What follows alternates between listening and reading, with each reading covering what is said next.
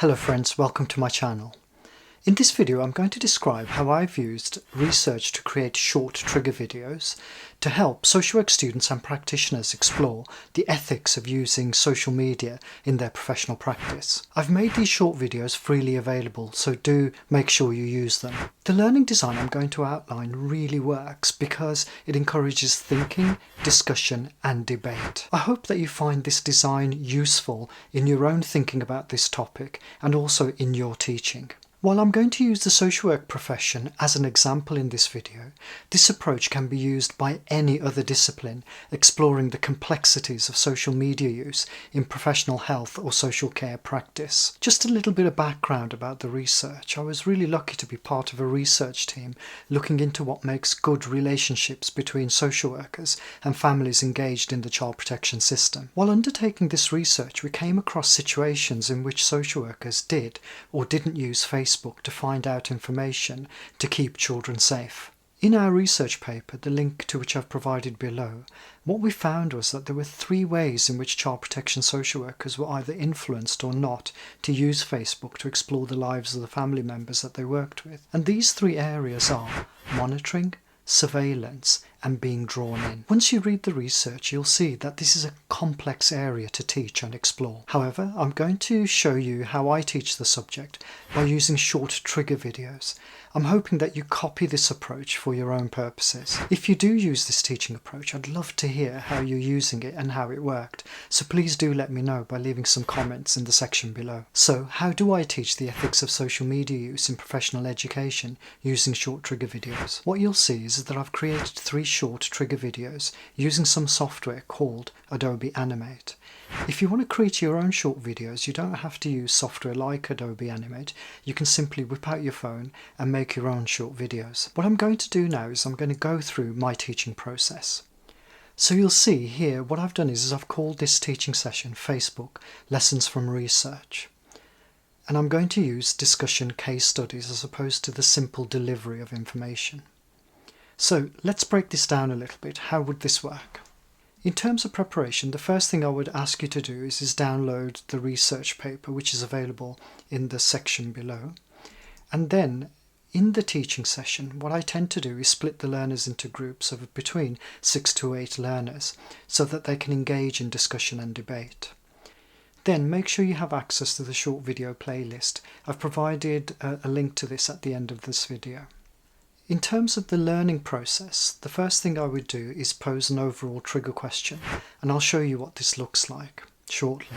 Then use the short videos to trigger discussion. There are questions that I've posed based on the triggers. Then encourage discussion and debate in small groups after each video. Once the discussion has completed, then engage in a large group feedback discussion and debate after all 3 videos have been watched. Then use the prompts from the research findings to consolidate the learner's learning, and if you want to, you can also set post-teaching tasks as well. So to look or not look, this is the question that I posed to begin with. And what I ask is this question: is it morally and ethically right to ignore possible sources of Facebook data that could help you protect children from risk of harm? And this is a question that really gets the learners to start thinking about the fact that this is not really a straightforward question and that it's actually quite complex. And in exploring this question, what I'm going to do is I'm going to ask them to look through the lens of monitoring, surveillance and being drawn in. And again, these concepts are explored in more detail in the research paper. And what I ask the learners to do is to take notes whilst watching the short video so that they can use these in discussions. Each of the videos is less than a minute long. What I also explain to the learners is that as part of the learning process, they'll engage in discussion based on each video. And then finally what we'll do is we'll bring the whole group back to have a wider discussion. In terms of the first video, monitoring, what I ask the learners to do is consider this question. Imagine you had a new colleague in your social work team and they come to you to ask for some advice. How would you advise him? Once I pose this question, I'll then play the trigger video. Hi, I wonder if I can have some advice. In my old workplace, we used to use Facebook to monitor the families that we worked with. You know, to see what the parents were up to and to make sure that the children were safe. My old manager always used to insist we should use all the information available to us from any source that's going to make sure we can carry out comprehensive assessments of families, and said that when we go out on our initial visits, we should always let the families know that we may monitor their online profiles. Because I'm new here, can you tell me, should I continue with this practice or stop it? And what arguments could I use to justify the approach that I take? At the end of the video, I'll draw on the trigger questions. These are, because I'm new here, can you tell me, should I continue with this practice or stop it? And what arguments could I use to justify the approach that I take? Then I would ask each of the groups to consider this question. How would you advise him? And I would give over about 10 to 15 minutes for the discussion. I would then not take feedback at this stage, but ask the learners to record their feedback. And I would move on to the next video. This one explores surveillance. And the question I would pose is, imagine you are a new manager and one of your social workers tells you the following in supervision. How would you respond? Then I'd play the video. I found Facebook really helpful in my work. I mean, it's really useful to see if members of families I'm working with are still in contact with each other when they aren't supposed to be. As a rule, I don't tell them that I look at their Facebook posts. For example, there was a mother that I worked with where she told me she'd broken up with the dad of their little girl. So he's supposed to be her ex-partner now and wasn't supposed to have any contact with their little girl at all. But I checked Facebook and saw a recent picture of him at the mum's house. He was sat with a joint in his hand and the girl on his knee. When I asked Mum about this incident, I didn't tell her I'd seen the picture on Facebook. Some of the team thought that it was a bit intrusive that I'd used Facebook, but I think it's okay to get this information. I mean, the mum has no privacy settings and her pages are on public display, so anyone can see what's happening. You see, I've got a massive caseload and it's really an easy way of keeping an eye on families. I know some team members have concerns.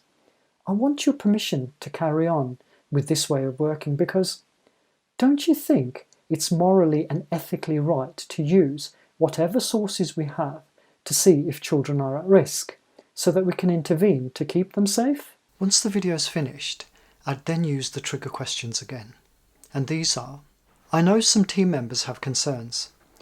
I want your permission to carry on with this way of working because don't you think that it's morally and ethically right to use whatever sources we have to see if children are at risk so that we can intervene to keep them safe? I'd then ask the groups to say, well, how would you respond?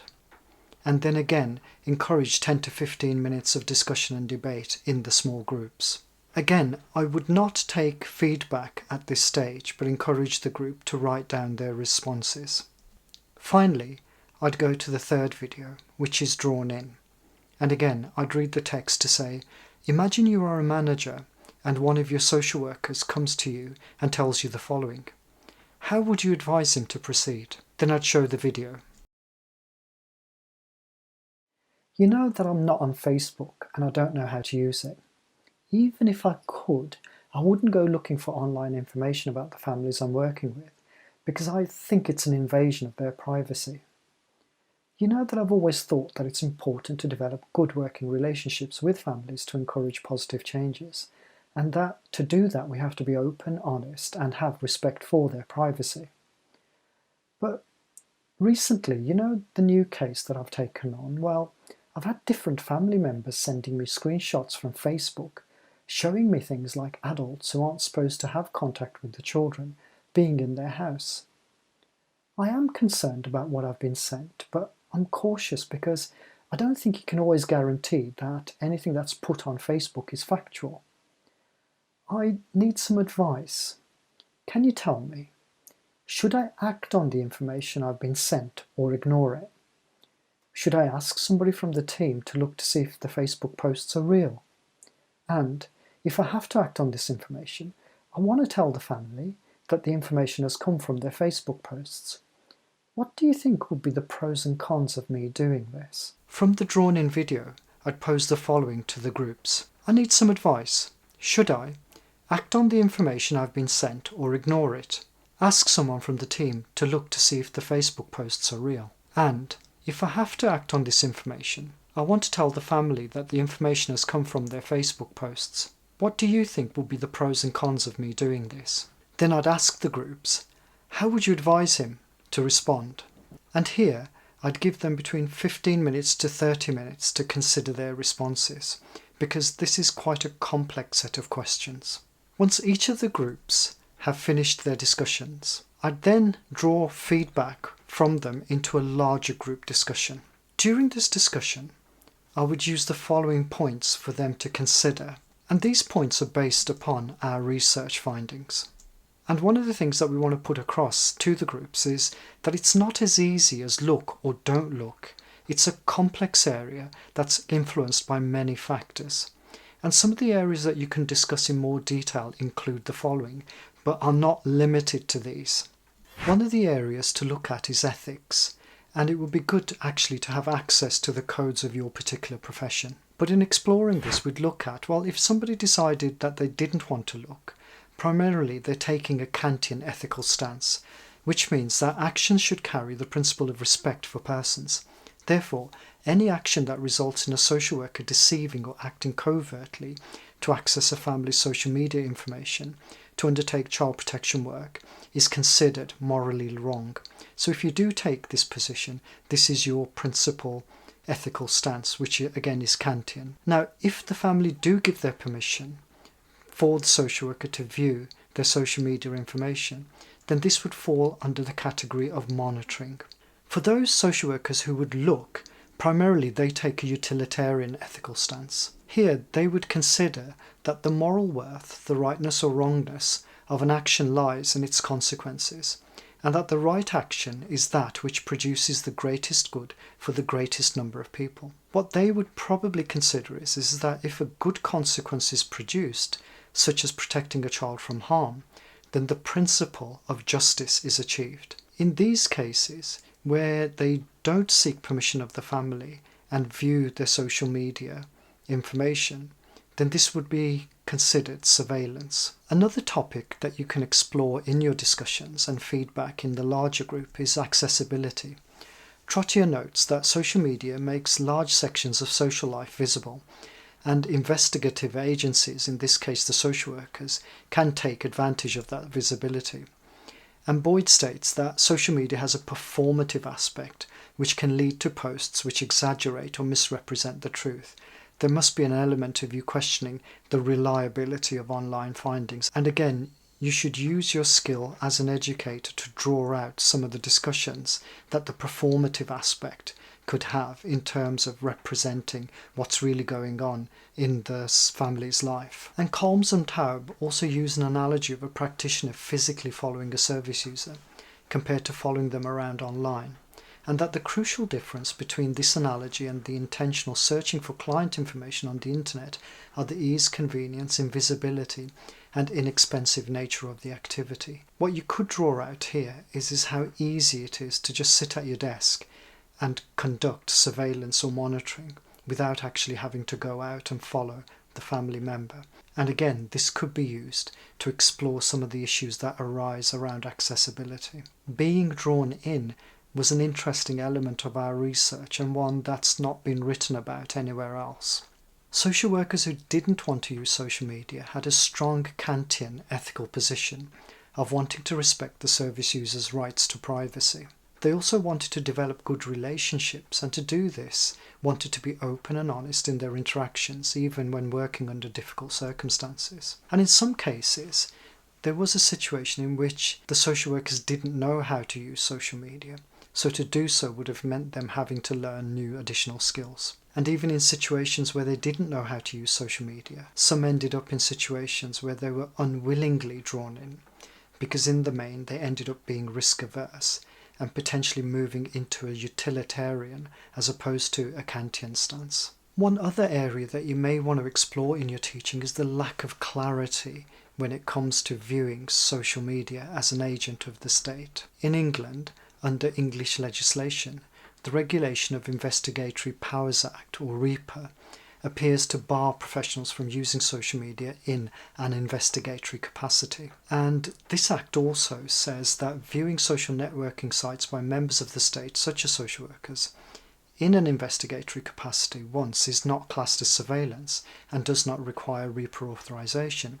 However, we did find out that repeatedly viewing social networking sites of service users without their consent, for example to check on their relationships, falls under the definition of surveillance, and it appears that social workers would require prior consent of the person posting online or REPA authorization before being able to undertake this activity. So you have to bear in mind, and you must reinforce the fact that this is a contested legal area and that anybody using this approach should seek legal advice from their agency, and also to check to see if the multi-agency joint protocols exist as well.